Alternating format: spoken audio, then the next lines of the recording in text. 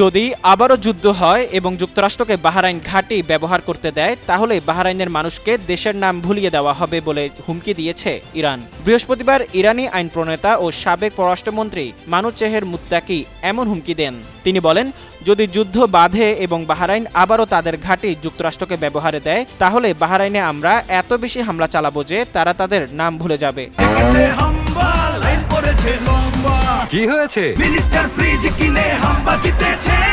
Minister fridge কিনুন, হাম্বা জিতুন। আরো আছে আকর্ষণীয় উপহার।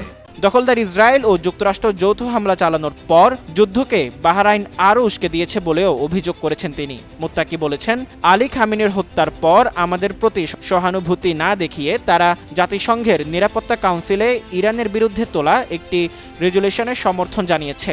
এছাড়া গত মাসে ইস্তাম্বুলে ইন্টার পার্লামেন্টারি ইউনিয়নেও বাহরাইন ইরানের বিরুদ্ধে একটি বিল পাশ করানোর চেষ্টা করেছে বলে দাবি করেছেন তিনি। কিন্তু ইরান কূটনৈতিক মাধ্যম এবং অন্যান্য দেশের সহায়তায় এটি আটকাতে সমর্থন হয়েছে উল্লেখ করেন মুত্তাকি।